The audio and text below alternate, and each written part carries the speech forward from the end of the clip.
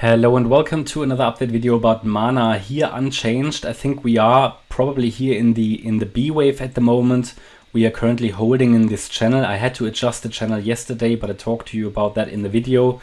But at the moment it could really be that we are rolling over here. This is of course a little bit too early, but if we now make another lower low here, maybe even below the I did highlight it in the last video, below the 66 cent level, then I think this is going to follow through here in our support area for the wave 2, which would be interesting, because then in this area I would probably add some Mana to my portfolio as well for a trade.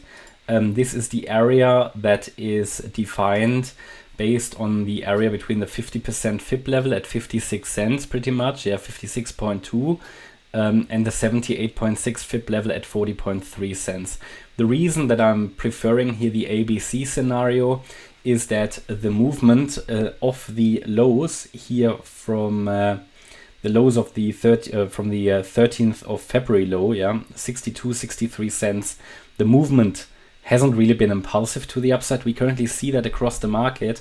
However, depending on what kind of structure happened here, yeah, some coins came down in a three-wave structure, for example AVAX. If the coins came down in a three-wave structure here, then the B wave is typically quite strong and can even overshoot and would then come down. Whereas, unless they really break out to the upside, right? Whereas here a coin like Mana, where I don't really have that much of a clear three-wave structure, it rather looks like a five-wave move, maybe in a leading diagonal in wave A, then the B wave is normally quite weak and would then come down in C afterwards. Again, also here, this of course could break out to the upside, and I mean it has done what it needs to do in this A wave. It could even be that the wave 2 finished here. We just have that situation in the market. I can't change it. I know it's frustrating, but at the moment, because it hasn't really rallied impulsively yet, my primary expectation would be that we are still going to come down here into this region and that we're just waiting for this B wave to finish. Now I will still add here the idea that wave 2 could already be finished as an alternative to the chart, but it's not my primary expectation. Yeah, it's just not moving up impulsively for that. I would have to change my view if we break above 83.8 cents, the previous high. Then I think we are already in the third wave, yeah, which would take us above $1, way above $1. But until then, I'm focusing here on the downside, especially as long as we are in the corrective price channel. Now a break above the corrective price channel would be a first sign that we are actually in the third wave, but it wouldn't be enough. It would just be a first sign. And ideally, we are now in the next step breaking below the 66 cent level. Now, depending on what Bitcoin does now, we could get here further sideways movement for a few days or weeks, or even an extension in the B wave to the upside. Now, here, however, I have to mention that this has now moved to the 61.8 retracement, 75.6 cents. Yeah, this is an ideal target for a B wave if the wave A was a five-wave structure. So this is actually resistance where we currently are. Yeah, I actually can move it up a little bit because we already touched the lower end. But here between the 61.8 retracement and the 78.6 retracement is wave B resistance.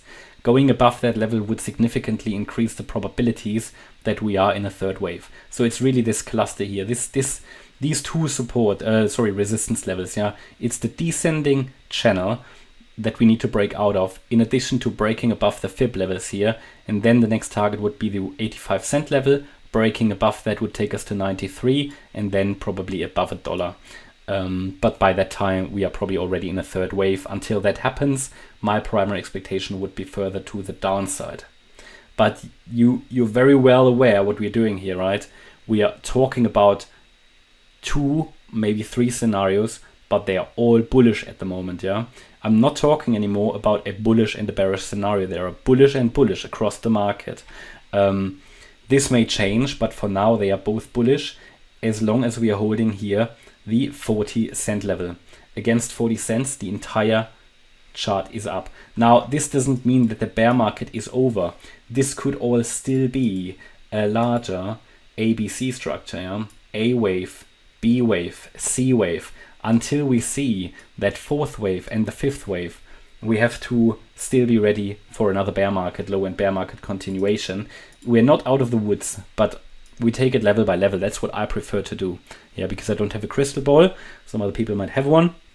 And I take it level by level. Yeah, we want to stay objective here, follow the rules. We are exploring the possibility that the bear market low is in and the bear market has ended. And, we can trade the count, and at some point the count will fail. Then it fails, then we've got our stop loss and happy days, right? And then we wait for cheaper prices. Okay, that's my update about Mana. I hope you liked the update. If you did, please hit the like button, leave a comment and subscribe. And if you really like the content, then please check out the channel membership. Thanks a lot for watching. Bye-bye.